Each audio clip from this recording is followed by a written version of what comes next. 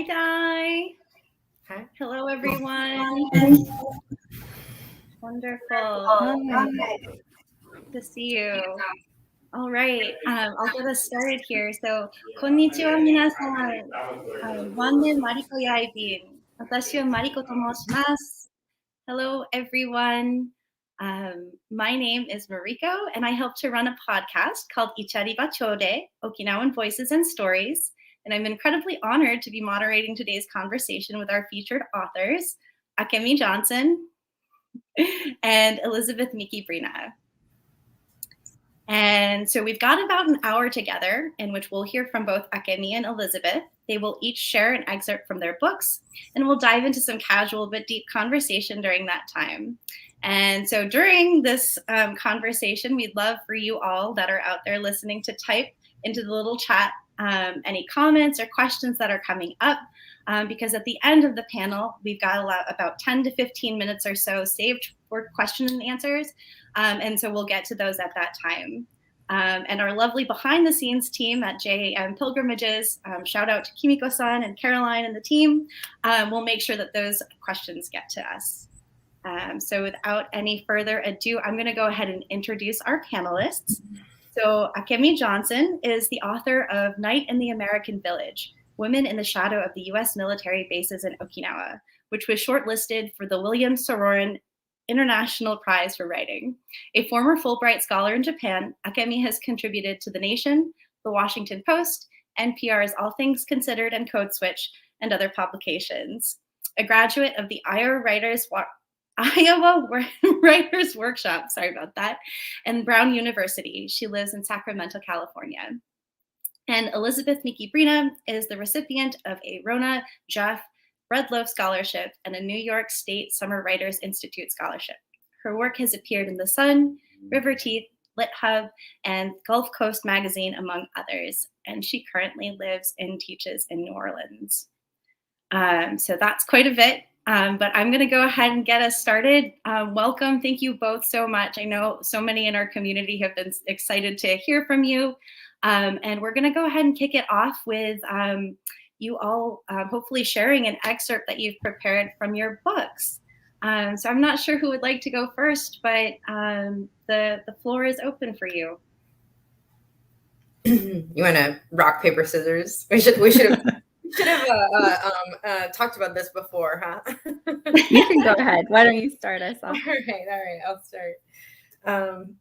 Thank you very much for the introduction, and thank you for having me and putting on this event. I'm really excited to be here.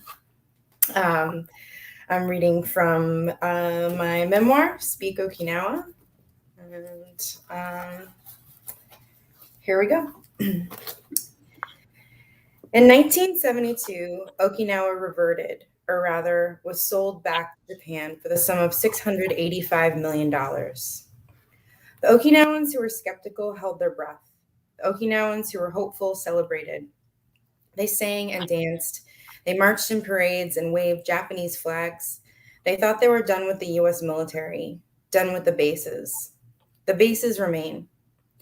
Since 1972, nearly 9,000 crimes, including murders by shooting, by stabbing, by strangulation, vehicular homicide, theft, arson, rape, sexual assault, have been committed by U.S. military personnel stationed in Okinawa. 169 court-martial cases for sexual assault, a higher record than at U.S. military bases in any other nation, have occurred in Okinawa. Today, 20% of Okinawan landmass is still controlled by the U.S. military, more land controlled by a foreign military than in any other nation. Okinawa became known as R&R Island, a place where troops could relax and recuperate between stints at war. My father was stationed on Okinawa after he fought for 4 years in Vietnam. He met my mother in Kadena, just outside the army base, at a club called the Blue Diamond, where she worked as a waitress, getting paid $1 for every drink she got a serviceman to buy for her. And here's where history becomes mine, alive in me. He sits on a stool. He is strong, confident. He is handsome, movie star handsome, Elvis handsome. He smiles with straight white teeth and flashes a wad of crisp cash. He orders a bourbon on the rocks in a language and accent that signal power. She sits next to him. She is petite, slender. She is beautiful, exotic. She smiles and twirls a few strands of her dark, dark hair, as smooth as silk, flowing down to her waist like water. Is love possible in a place like this, in a situation like this, between two people from separate worlds on opposite sides of war and conquest? I will never know how the story began, only how it ends. Perhaps to someone who had grown up eating sweet potatoes for every meal, sleeping in the same room as her mother, father, and 6 siblings, he must have seemed like a way out. Perhaps to someone who had just spent 4 years in combat, she was just too vulnerable to resist. He had to save her. And so a year later, in 1974, 2 years after the reversion and 1 year before the Vietnam War ended, they married on the island. Marriage to locals was discouraged, but as a commanding officer, my father granted his own approval. It was a small ceremony, only Oba attended. My grandfather was too sick, my uncles were too angry, my aunts were too sad, scared, maybe jealous that their sister was marrying an American, a soldier, that their sister was leaving. Oba managed to scrounge enough money to rent 2 traditional wedding kimonos and hire a photographer to document the event. My mother has seen her mother 3 times in the 45 years since she left. And I was wondering if I could show the picture. Absolutely. Yeah, we'd love to see that. I don't know if you could see it. Those are my parents. That's the photograph that my grandma paid to have taken. So, Thank you, Elizabeth. That really powerful passage. And we'll talk about a little bit why you chose that in a moment, but I'd love to hear from Akemi if you'd like to share your. Yeah. And I love that too, Elizabeth. And I love your book so much. I got to discover it when I actually wrote a review of it. So it's really just, I'm so appreciative to be able to meet you this way and talk with you today. So, and everyone should read her book. So much. Thank you. I completely agree. The same with yours. The same with yours. Thank you. Thanks. Okay, I'm just going to read a quick paragraph from the opening chapter of my book. I started gathering my own stories of people in Okinawa because I was tired of hearing crude dichotomies wielded for political use. The pure, innocent victim and the slut who asked for it. The faultless activist and the rabid protester. The demonic American soldier and his savior counterpart.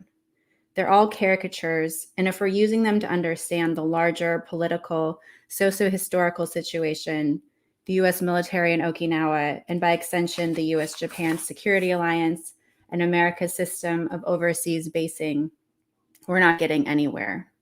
Dichotomies like these disempower and silence the real people involved with the bases, the full cast of characters who often inhabit ambiguities.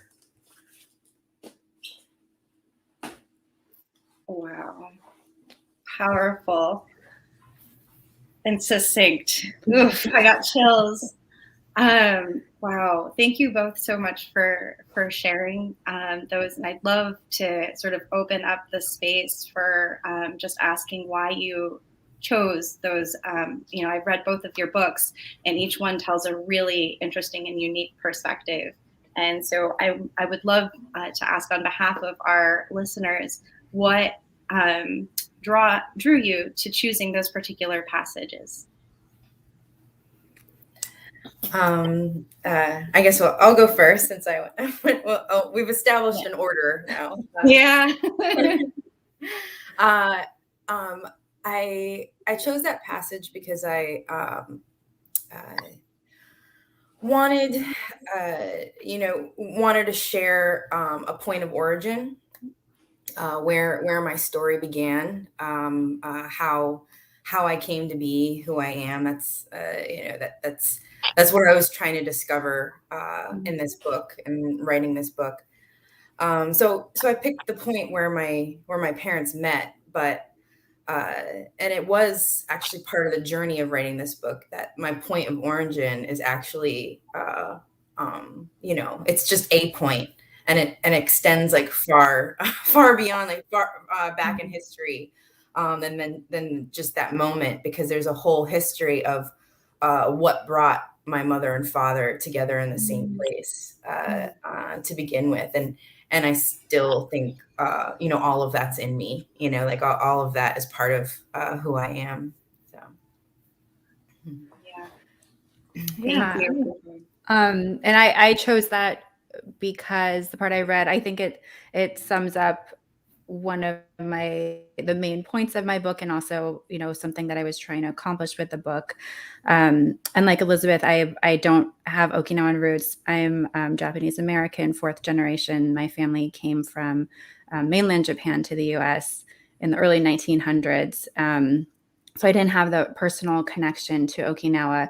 And the first time I went there in college, I didn't really know much about it, except I had heard about the heavy US military base presence there, and I had heard about the protests against these bases. And so when I went there, that's really what I expected to find. And, while there is a very strong resistance movement against the bases, which I think we'll talk about, once I started spending time there, I was surprised to find that a lot of people I met had more complicated views of the bases, and that they often had very intimate ties to the bases in these very personal ways. And I think, as Elizabeth just read, right, I mean, there are women who marry U.S. soldiers, date U.S. soldiers, who there are also women who work in the entertainment areas around the bases. There are people whose dads are in the military who live there, right? And so I just saw a lot more nuance and ambiguity than I had heard about. And I found the discussion very polarized. And as I mentioned in that passage, very reduced to stereotypes. And I saw that as a way that was with stopping the conversation from moving forward. And I think there's been kind of a stalemate in Okinawa around these issues for many years. So, I thought, if we can have some of these stories that are more nuanced and get into these gray spaces, it might move the dialogue forward. That's my hope. And just show what I thought was a fuller picture of this landscape around the U.S. military bases in Okinawa. Yeah. Thank you. Yeah, it is so complicated. And I think you do an incredible job of capturing that through the various lenses in your book. I really enjoyed reading it, and I highly recommend it, because the Okinawan experience isn't singular, and I also have a military father and an Okinawan mother, and so from both of your books, I really resonated with a lot of those pieces. And so it's deeply connected to my story and my identity, but I'm wondering if either of you would be willing to share what might be helpful for people that are either joining us for the first time, not really knowing a lot about Okinawa, like what would be helpful context as we dive a little bit deeper into the nuances and the complexities of Okinawa. It's a hard one. Where do you start? I think you both dedicated entire sections of your book to explaining it, and we only have an hour here today, so that might be a little bit difficult. But if there are any highlights, if anything comes to mind, I think that would be helpful. Otherwise, we could totally move along to the resiliency piece, which I think is absolutely core to the Okinawan experience, is like the traumatic past that continues to this day. I mean, like you're saying, that there is so much, and that was something that was incredibly daunting to me too when I started to write this book, of how ignorant I was of Okinawan history. I was 34 years old until I even realized that Okinawa is distinct from Japan, which is pretty amazing, and it takes a huge toll on someone as they're like trying to become a person, but yeah, I think that what I think would be important context and something that we're both touching upon is that it's not just like this issue is not a remote abstraction, right? It's I think it involves just basically like how the U.S. approaches their whole foreign policy, like how it approaches other nations. Like like, all the politics are involved with that. And then also, like Akemi was saying, how like how personal it is, how it affects lives so deeply. And then also it is complicated because my mother, she grew up in complete, total poverty that I can't even comprehend. Very much due to the fact that she was born 3 years after the Battle of Okinawa, that just devastated the whole island. And I had no idea, because I had always learned about the Battle of Okinawa from the U.S. perspective, which was just that what a hard battle for the U.S. But having no idea like that it actually destroyed the whole island, and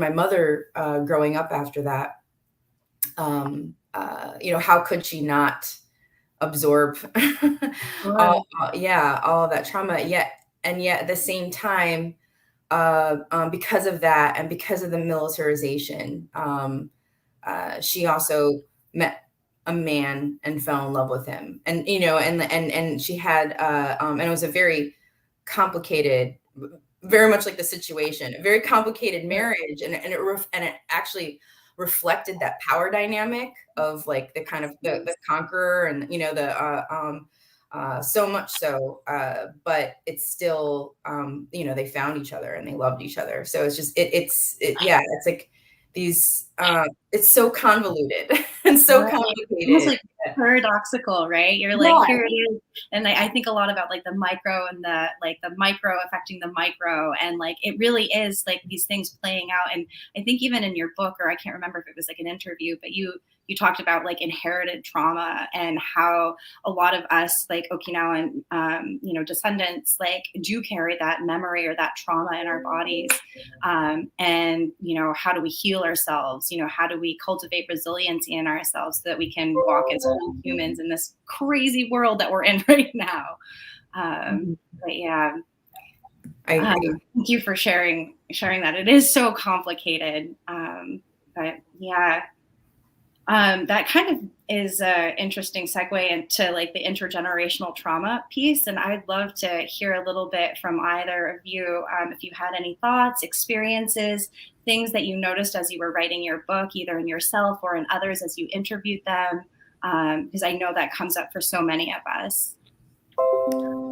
Yeah, I think Elizabeth like illustrates it so beautifully in her book through her mother's story and then her story. And it was definitely something I saw come up in my interviews in Okinawa as well. One example that I think is really powerful in my book is I have a mother-daughter pair, and they each have their own chapter.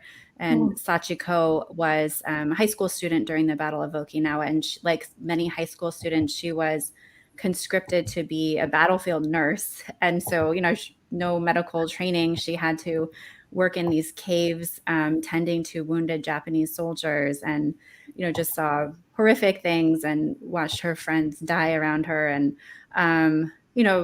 saw these senseless, awful deaths and survived. But that trauma instilled in her a commitment to peace and this wish to demilitarize her island, and essentially close the bases. And that's something that she passed on to her daughter Chie, who I also write about. And she is a peace activist, anti-base protester, and an educator who would go out on the bay in Henoko, where they're trying to build this new base right now in Okinawa, and try to stop the construction.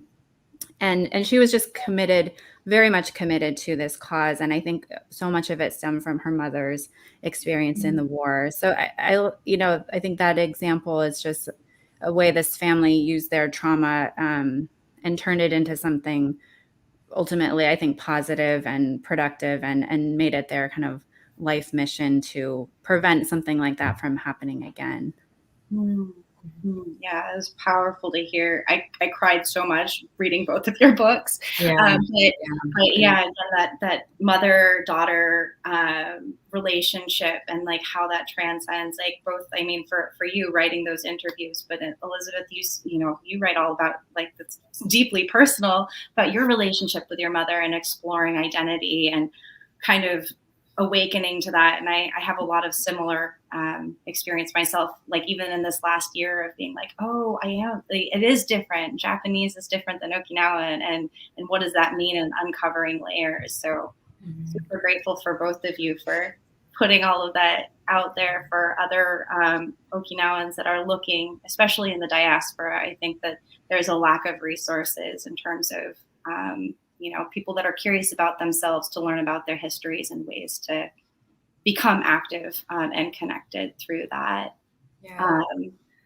And I am curious. So the you brought up the idea of U.S. military bases, and that is very complicated and equally polarizing.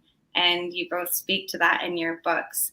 And I'm wondering if you could elaborate for our audience today what you think the effects of the current U.S. military base is within the local communities and local Okinawan people's lives.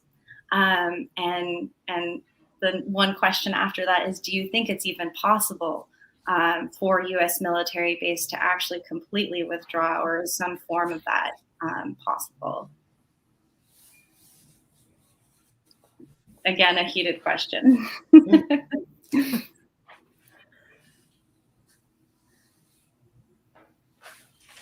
Well, I think Elizabeth's the section she read had she listed a lot of the negative effects of the bases. That was a good list, right? Yeah, there are so many negative effects of the bases on people's lives, like noise pollution if you live near the base, environmental destruction, traffic accidents, training accidents. Sometimes helicopters fall on schools or pieces of helicopters, right? And then there's the issue of really pervasive sexual violence that a lot of it goes unreported in Okinawa. So there's all of that.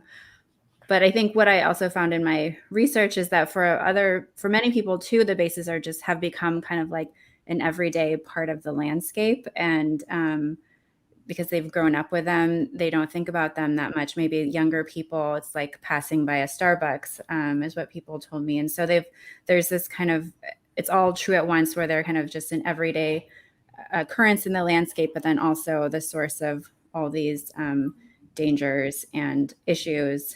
And then, as I also write in my book, I think some people, Okinawan people, have figured out ways to use the bases to their advantage and to get something that they wanted, which was surprising to me, especially for women who many told me that they like these kind of Americanized spaces that the bases create because they can express parts of themselves that they couldn't in Okinawan or Japanese society, like maybe being more outspoken or dressing the way they want to or not caring what other people thought. And so they took what they wanted kind of from the base presence. Yeah, and it can be kind of empowering too. Like I was really impressed by all like just what you were talking about before, the nuances and all the shades of gray of this situation that you present in your book, because I had always thought of my mother as a victim, like someone who, I have a lot of things going on with my mother. Have you read the book? That's why you wrote a book. Yeah. Like who doesn't? But I'd always just put her in this box, like of just like, oh, and my father saved her. He saved her from poverty. He saved her from this life that she would have had. But I never thought of it as like my mom, like I can get what I want out of this. I mean, I'm not saying that she's like a gold digger or anything. I'm saying like she's a survivor. She's just she and how just this is the situation, and I'm going to work with this. And she did see I mean, they mutually objectified each other, my father and my mother, but I also don't see, I don't know, I don't see anything wrong with that in some ways, right? Especially in my mother's case, where it was a matter of survival. Yeah,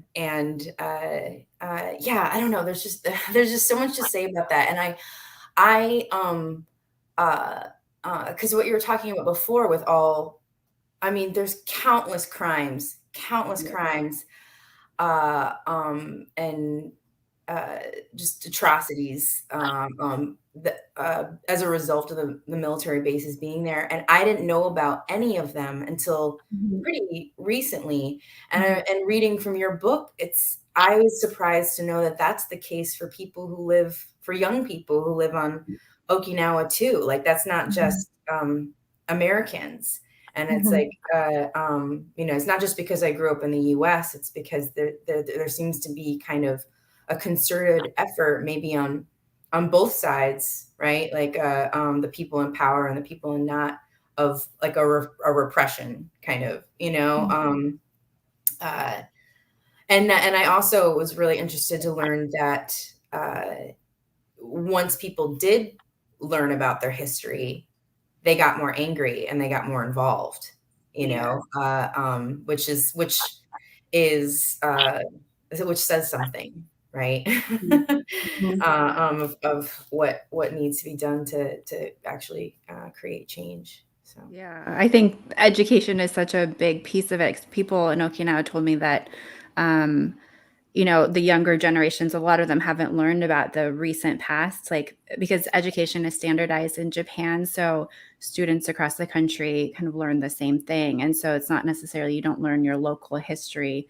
And so students might learn about the Battle of Okinawa, but then they haven't learned about the 27-year American occupation, the reversion movement, and really how all those bases came to be, that, the US military forcibly took people's land, by bulldozer and bayonet, and that very difficult occupation period. And so some people were kind of saying, well, the government's just waiting for this older generation to die off, and then the resistance movement will die off with it. But I think if people learn about that history, that might change, and they might, as Elizabeth said, like, get angry or start to care about it. But I think we'll have to see what happens. Yeah.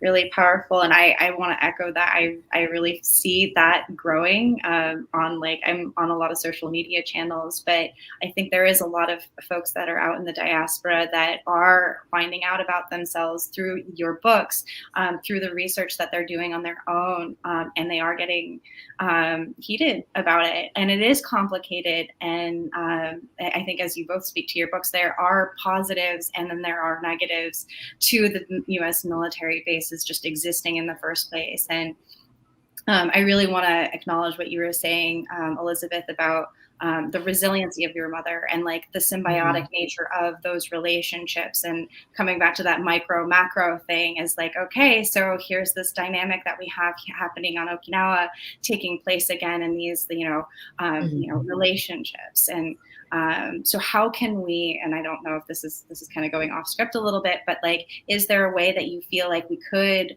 morph these relationships in a symbiotic way that would be healthier? As I wrestle with the idea of like U.S. military bases, is that possible? Would that, are there unintended consequences of that? But how could we, I even hearing you talk about the benefits of sort of a more Western space as a woman in an Asian culture. There's a lot of things that, at least for me, when I was there, I realized I couldn't do. But being in the United States, I was like, oh, I have a different way of talking. I have a different way of existing. So wonder like if there are ways where, we could benefit from U.S. military presence, or perhaps rather than the military presence, Western influence. Then like sort of how that might work. I don't know if there's any, we're going to come to any answers today, but have you thought about that at all? I mean, I think there are power imbalances like embedded in that situation that would be very hard to erase, you know. So I don't really ever see that situation becoming all positive for anyone. I think, you know, these issues within Japanese and Okinawan society where women feel like they are discriminated against and can't, you know, be themselves, and these kind of rules I've heard like in workplaces where you have to wear high heels or you can't wear glasses or something like that. You know, I mean, I think that's something they don't need the US military as an out for that. I mean, that's something I think that needs to be addressed within that society, you know. So I don't necessarily think the US military is the answer, but I just thought it was very interesting that women were using the US military for, you know, to get something that they wanted in that situation or that they needed. But I don't see that as being like the end solution to these issues at all, because then there are all these other negative you know, problems that come along with it. And then women who worked on base also told me they experienced a lot of sexual harassment, and I don't know if they didn't use that term, you know, and it's just kind of like, well, that's just how it is, you know, and they just put up with it. So it's like, it's complicated, right? It's like there's some positives and there are many negatives too. I think a huge, I don't know, you know, I don't know how, you know, you can get on how it would work on a grand scale, but a huge difference I think could be made if the people in power would just acknowledge their power, you know, and acknowledge and kind of acknowledge the unfairness of it. And I say that because, like, I say that really speaking mostly from my parents' marriage. You know, I think a lot of difference could have been made if my father was aware that he was the person in power, you know, and because he kind of wasn't, like, because that's what privilege is. It's just you don't see it. But you know, we're living in the United States, and he's the native speaker. My mom, you know, my mom's native language is you know, Japanese, but not even, you know, like the standard Japanese, right? So it's so there's that, and then, you know, getting like the whole this expectation that she will assimilate, you know, which is impossible for her to do so with the expectations that we have. You know, it's always like I feel like with Western perspective is always just like, you change for us, you know, because that's what power is. You bend over backwards, you know, and if there's a way that even like what we're talking about, like micro and macro, if there's a way that on both levels they could use their power to change, you know, like to accommodate, as opposed to, right, just expecting everyone to do everything the way they want it. You know, I feel like I'm talking like very abstractly, but no, I mean, that what you just said reminded me. I mean, I saw that happening like within the US military in Okinawa as well, that Okinawan people need to speak English. I mean, there was an officer who said that to me in an interview. He said, you know, I can't believe we've been here so long and so many Okinawan people still don't speak English, you know. And I went to actually an orientation for couples who are just married, who are cross-cultural couples in Okinawa. And it was all about like getting the woman to learn English. And it was never brought up that the man might learn Japanese. So it's just, you know, so it's like a top-down thing that's going on. Yeah, exactly.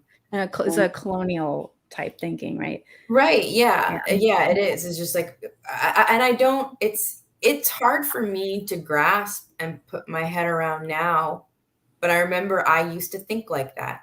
I used to, growing up with my mother, I was like, why can't she just learn English better? You know, and not having any awareness or empathy for how much harder it is and more difficult it was for her. So And so then you started studying Japanese, right, Elizabeth? Yeah, but Yeah. right, exactly. Lifelong It is process. so hard. It is so hard to learn another language that I and have like even more immense respect for her and for anyone who does it. But that, yeah, and that's why it's such an unrealistic expectation to have one person do it, and not both people, right? Yeah. Mm-hmm.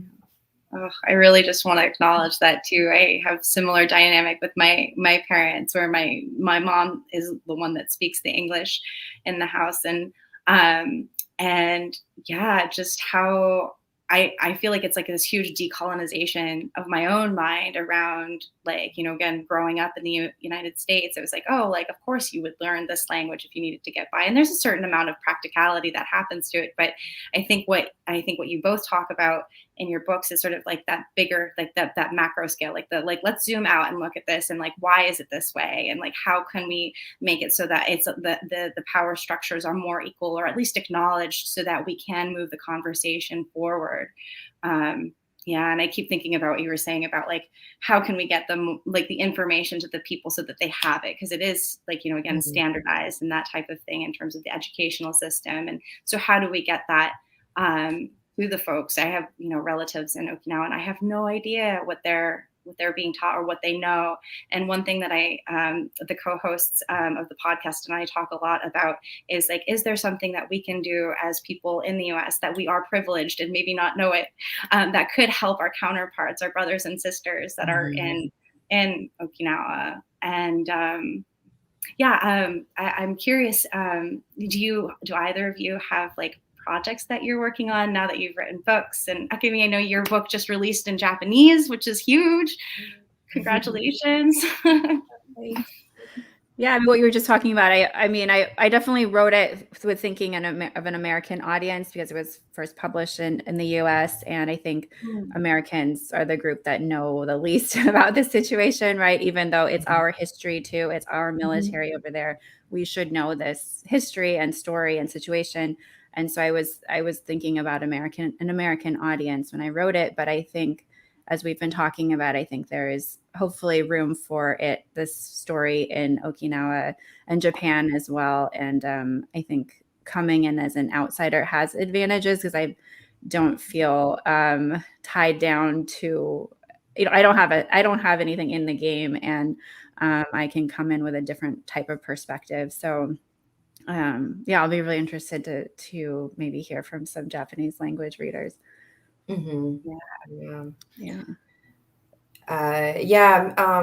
Definitely. Me too. I was also thinking of an American audience, but mostly just right, and as an extension of myself, because I am essentially an American, right?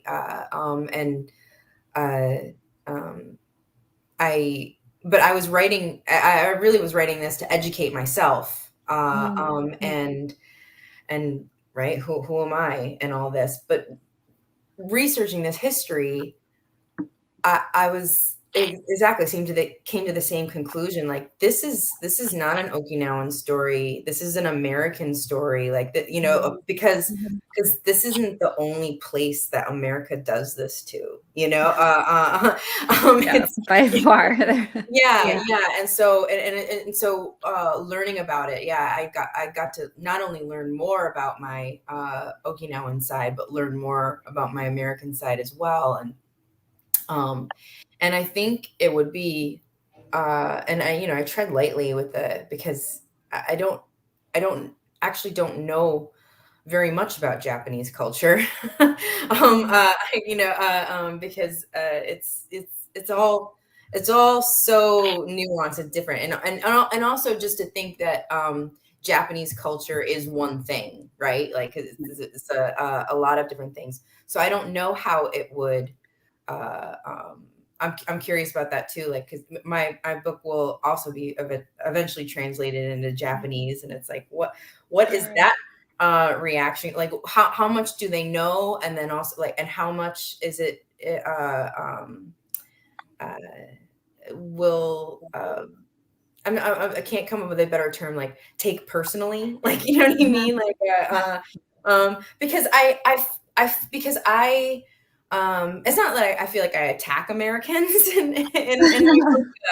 I think Americans have a lot to be accountable for, but I feel like more in a position that I can do that because I am American, but with Japanese, it's like, I'm not, so like anything I say feels strange to me. Like, I don't know. Totally. It's definitely tricky. Yeah. Like, what audience are you writing for? And like, is this like, how is that going to be received? I still don't know like a whole lot of the nuances, and there's so much etiquette and like ways of saying things or ways of not saying things that mean certain things. And I feel like I stumble all over the place, even talking with like my family and that kind of thing. And, yeah, that's great. Thank you. I'm so excited that it's going to be translated, and I can't wait to share it. And so I would love to hear from you. Do you all have hopes and dreams for the future of Japanese and Okinawan Americans? I mean, more of this, right? It's been really overwhelming to for especially Okinawan Americans reaching out to me and being like, oh my God, like that's me, that happened, it's incredible because it makes me feel more seen too. It's just like, I'm not I wasn't alone in this. It makes me feel like, oh, I wasn't crazy, like, yeah, that I was making this up, and it wasn't just a me problem, right? Like, so it's that's been incredible, and I would love to have just more conversations and more people just reaching out and connecting to each other and actually having a community like this, and as far as Okinawans, in Okinawa, I would love for them just to have just any kind of autonomy, right? Like the whatever they want to happen to their island, like could have that be it, like just more of a voice. The same thing, just like everyone having more of a voice, more being more visible. So. Yeah, I mean, I would say exactly the same thing about Okinawans. I mean, they have gone to the backs and said what they wanted through democratic processes, and the Japanese government just ignores them. So, I mean, I think that definitely needs to change. They should be able to vote and say what they want to happen to their islands. And as for Japanese and Okinawan Americans, I mean, I agree. I think more dialogue like this, and I think, talking about the differences under that, what we think of this umbrella as Japanese Americans, right? That there are all these different groups and histories, and and power structures and history of oppression within Japan, right? That I think a lot of us don't know about. I didn't know about Okinawa either, like you were saying, both of you were saying, until I was an adult, into my adulthood, and took it upon myself to learn about that history. So yeah, just more talking like this is needed. Yeah. Connecting the pieces. And feeling less alone. I just want to say that, like, the visibility, and then the more like voices and stories that get out there, I think, and amplifying each other, and feeling less alone in a really complicated situation, even if it's like, I don't know the answer to this, or I feel really bad because, I'm, an adult and I don't actually know my history, and then dive into it. Or, maybe we didn't talk about shame, or, all of the baggage that comes along with it too, but that's really hard to unpack, the histories and all of that. But anyhow, I'm just also noticing the time. Are there any questions that you'd like to ask each other at this point? I mean, we can go to the audience questions if there are some, or But I do have Yeah, I questions think- for Elizabeth too. But I want to give the audience a chance to jump in if they want to. Sure, that sounds great. I think we do have a couple. Let me Yeah. just look here. All right, it looks like from Fuji Design. Thanks for listening, Fuji Design. Elizabeth, has your family read your book? And if so, what were their reactions to it? That was one of my questions too. Me too. Probably everyone asks you that. It's great. I will say as a prelude to the because that's like, you know, thank you for the question, because also I feel seen because when I was writing this book, probably one of the major like aspects of it is that woke me up in the middle of the night was like, oh my God, my parents will read this book. And, you know, it was like, they're like, and then what do I do? And I actually like went to therapy. And so like, it's big. That's when we went to therapy. And yeah, there was a lot of reasons, but you know, that was one of the impetus.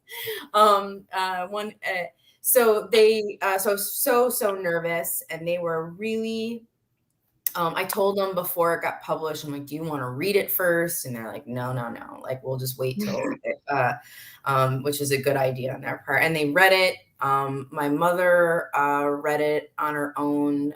It was the first book she's ever read in English. And she said that she couldn't understand most of it, but what she could understand, she was like, it's really good. Which, like, and also what she said was that she said, all of it's true and I'm not embarrassed, which is amazing, you know, like, yeah, she's incredible. So, and that felt good too, because again, you're like, was this a lie? You know, like, and for, you know, my mom to be like, it's true, is just like, phew. Because you don't know, you know, it's like it's all happening in your head, right? And then, but I was way more nervous for my dad to read it, because I thought, you know, for this book, it was like, I'm lifting up my mother and I'm knocking my father off the pedestal. And so you know, I felt like, how is he going to react to this? I'm sure it's going to be very painful. But he said he learned a lot, and that he wished that he had wished he had known that sooner. So yeah, it was great. Wow. Nothing to be scared of.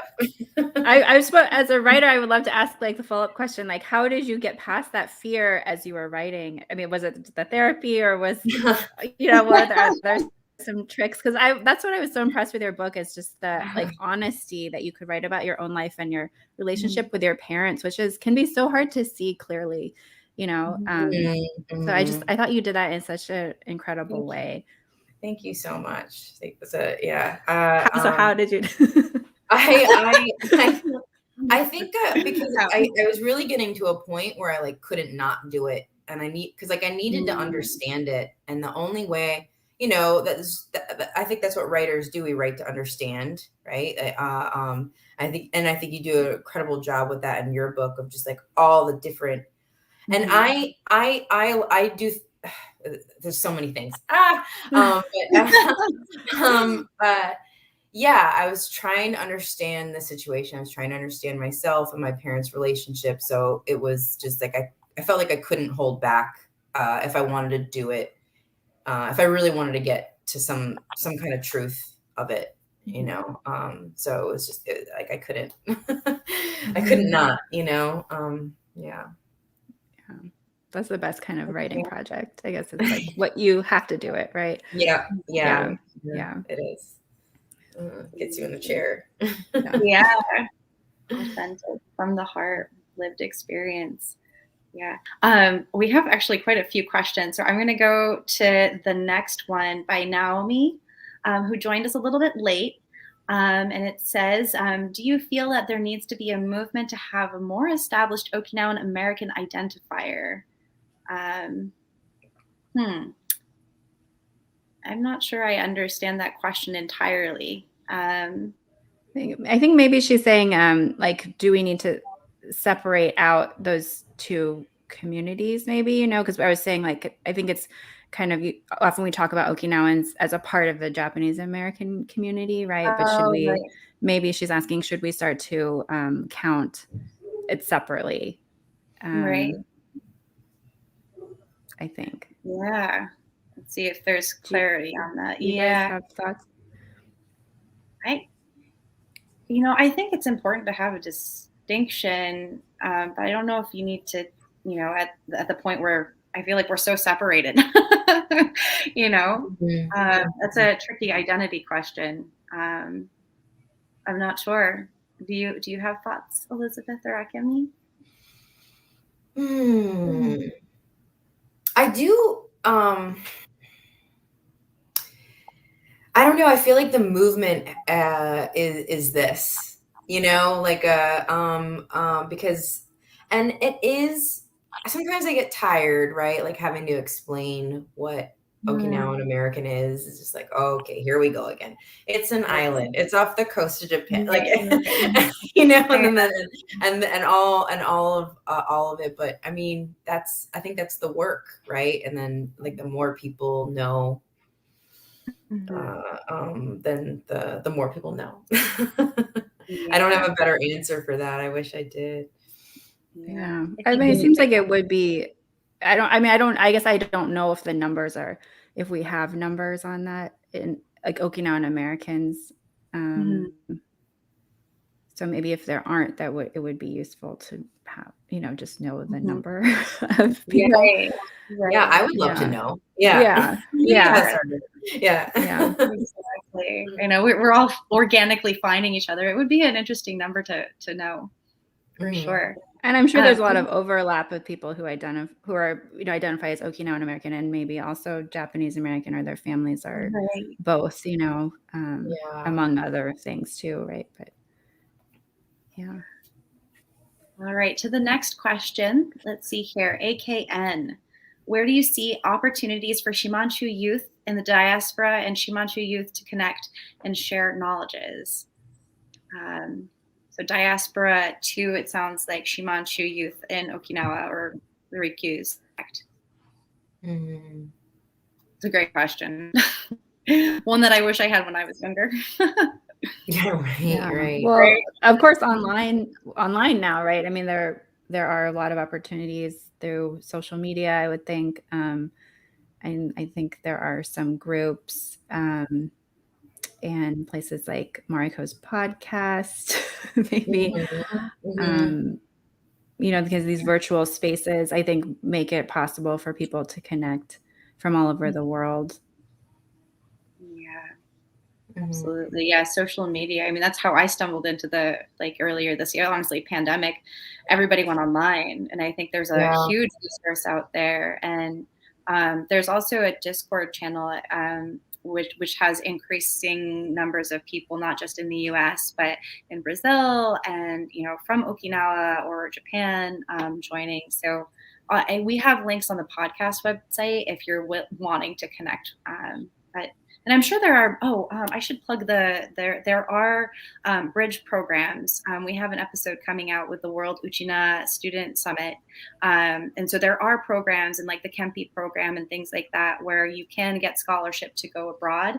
But I think that's more of a one directional, where it's like somebody in the US that is of Shimanchu descent can hook up with one of their local Okinawan Kenjinkai and then go that way. But I don't know about any bridge programs. It's a great question. Yeah, that would be, God, wouldn't that be amazing if we had that growing up? Like, just, like an exchange, a student exchange. Yeah, that would be incredible. Right. You can dream it for the future. All right, I'm going to take the next question. I'm going to jump over to Jason. And it looks like this is for Akemi. Were your interview subjects initially guarded in their responses since you weren't from Okinawa? Did you have to build a rapport with them to get such honest and candid answers? That's a great question.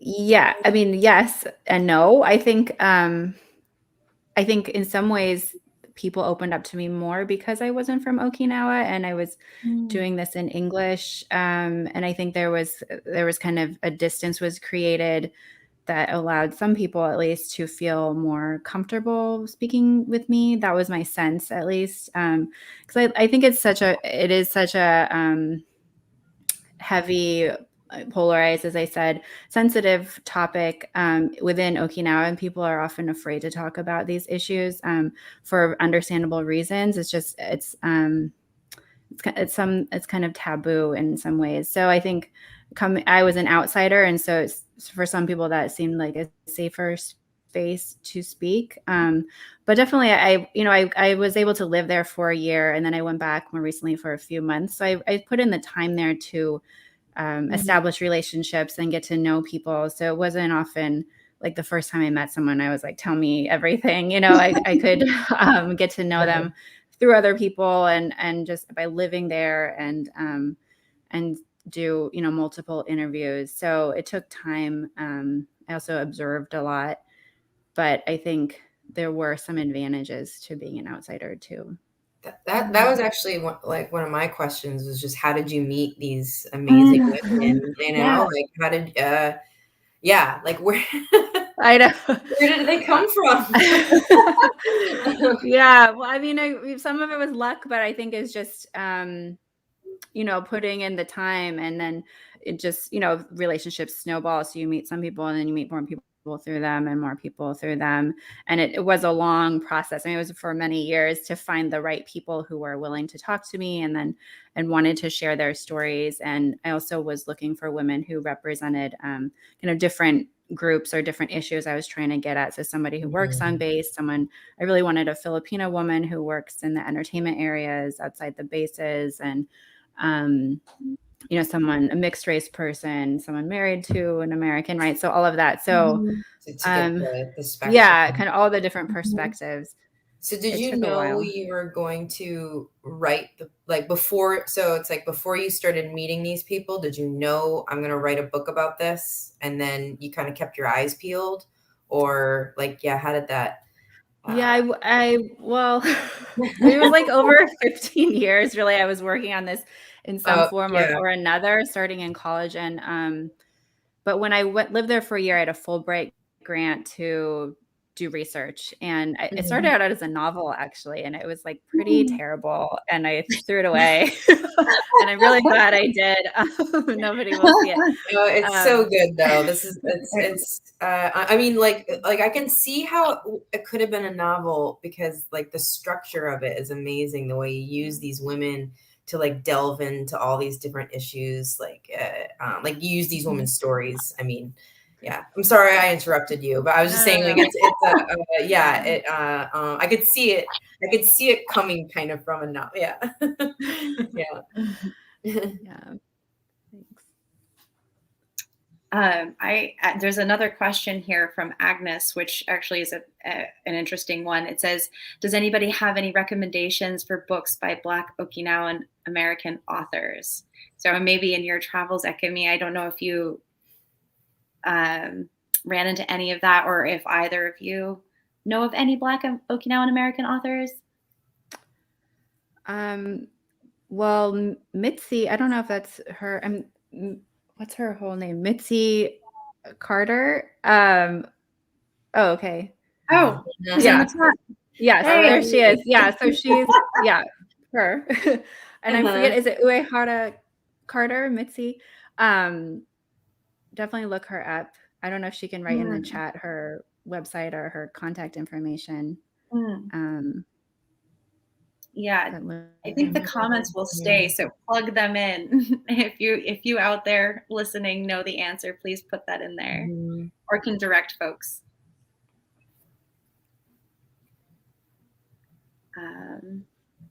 Great. Let me just see here. Great. And then these are a couple of follow-up questions from Fuji Design. Let's see here. This one's for Akemi. With so many JA stories out there to be told, how is it that you came to write about the Okinawa experience?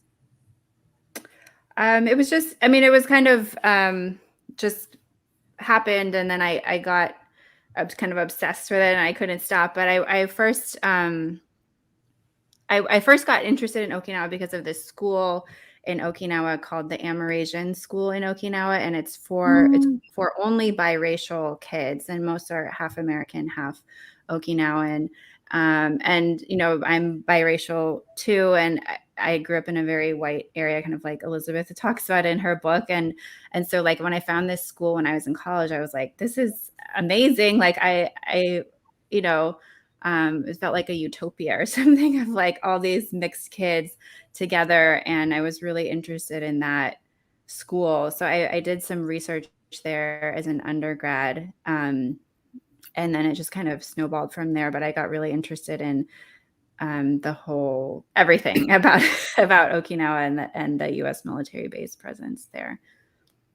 But I'm working on something now that's more personal and delves into my own family's history in the U.S. Pre-war and during the war and after the war. So, yeah. That's awesome. I have a question from Rebecca here that says, your gal's journey to deep dive into Okinawan Japanese culture, do you feel that you're making up for lost time? Do you feel like you belong to both cultures? And how are you finding your identity? It's kind of a lot to unpack, but if you... I mean, yeah, like that, making up for lost time, absolutely. That's what regret is, right? Is just all the time that I wasted not knowing any of this, feeling very estranged from my mother because of internalized racism and xenophobia, and all that is definitely making up for lost time, like a way to amend, and kind of and redeem myself. But also I know too, and that's another like brute fact of life, is that you can't really catch up. There's just, I'll never be, I hate to sound so absolute. It's just that, like, but I'll never be bilingual. I'll never be, I'll never be bicultural, because I am so American, and as much as I so much admire and appreciate Okinawan culture, and how much, and even though that it is so much a part of who I am, I don't feel like I belong to both. I feel accepted, nevertheless. Like, I think that's a weird, and I guess what the positive takeaway is that, at least now I know what I'm missing, whereas before I was completely ignorant of it, and I didn't know what I was missing, right? I knew I was missing something, and just figuring out that, oh, this is what you're missing, has been really incredibly healing. So, and so, yeah, as far as finding your identity, that's what it is. It's complicated. It's not a fixed thing. And I wish I could say that I like seamlessly belong to both, and I could just, yeah, but it just doesn't, it's not reality. So what can you do? I wish I grew up in both cultures, definitely. Yeah. Yeah, I agree. I mean, I'm fourth generation American on the Japanese side. So I never really, I very quickly accepted I'm not Japanese. I'm not going to feel a part of that culture, be Japanese in that way. But I think I have incorporated a lot more into my identity. And, after growing up in a really white place and not wanting to be different. And it was a long journey to, come to where I am now, where I am, proud of who I am and happy with who I am. And, I feel like can kind of stop that searching, but it took a long time. And it was, as that commenter said, it was like, for me, diving into the different country and learning as much as I could. And then I reached a point where I felt satisfied and I didn't really need to learn more. I mean, I never felt like I need to become fluent in Japanese or, but I did study the language and I learned enough to feel like this is good for me, Mm. Yeah. Thank you for sharing. There's a question, Catherine, that actually I feel like you could both speak to, but it's, do you think the American experiences of Okinawan women married to American men differs from that of Japanese women married to American men? And they're thinking about the war bride community from the 1950s. I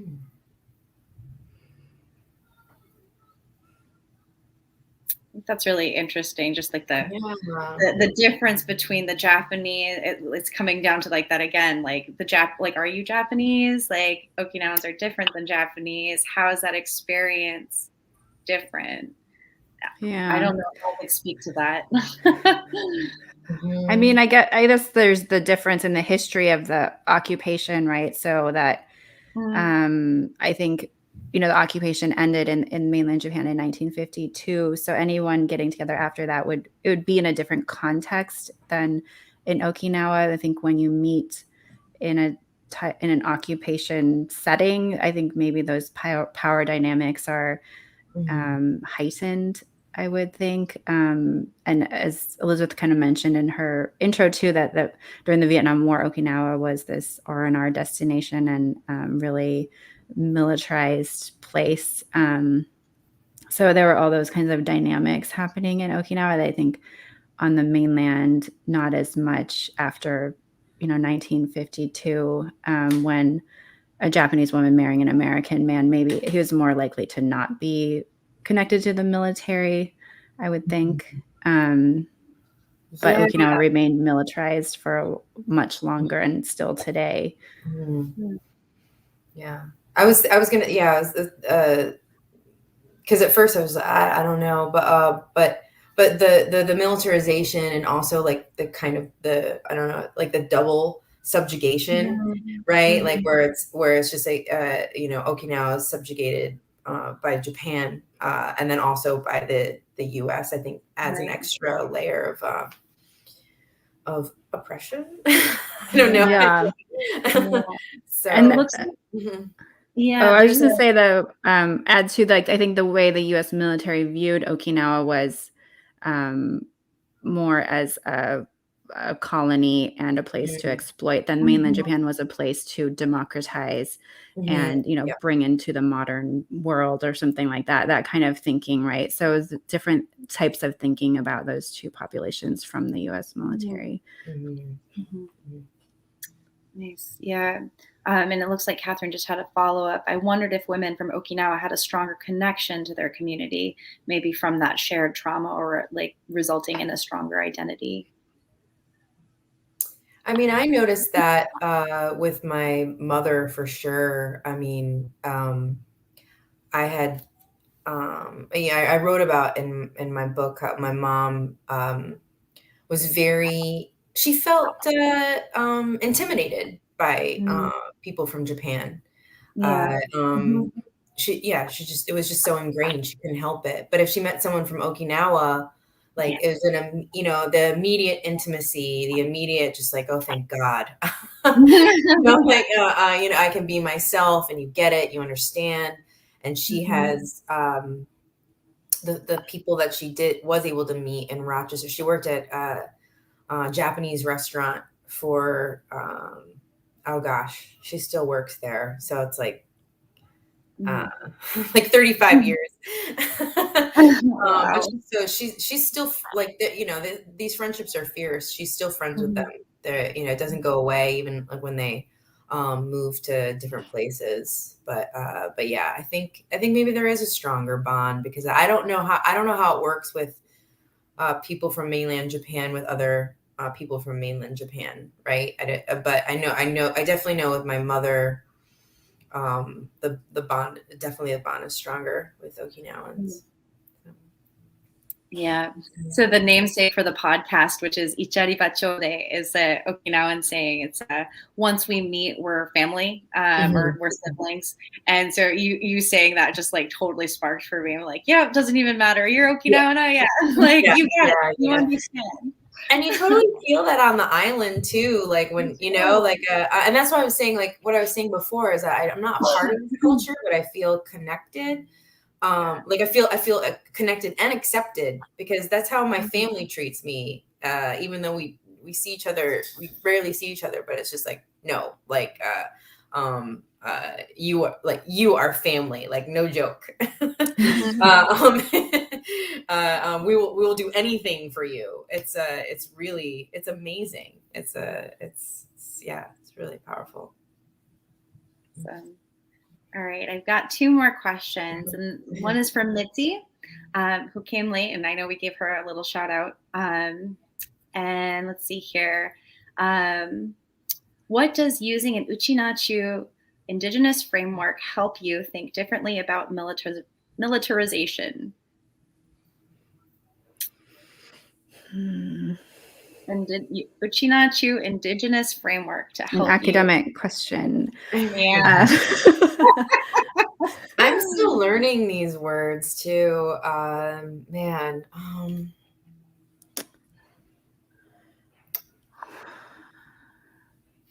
I mean, keep go going, ahead. please. No. Okay. I mean, what comes to mind is, of course, this kind of the Okinawan tradition of life is treasure, and this commitment to peace. I think a lot of the activists I met in Okinawa, that they kind of keep at the forefront of their mind and their discourse about militarization. And so that kind of tradition of, anti-militarization within Okinawa, I think that's harnessed there. And it just kind of brings, it makes even more stark than the horrors of militarization. Right. Just the worshiping of peace.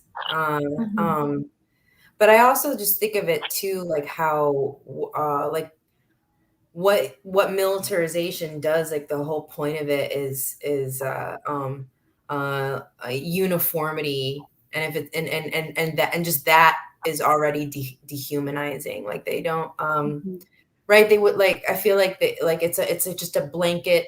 It's not acknowledging these distinct cultures, or I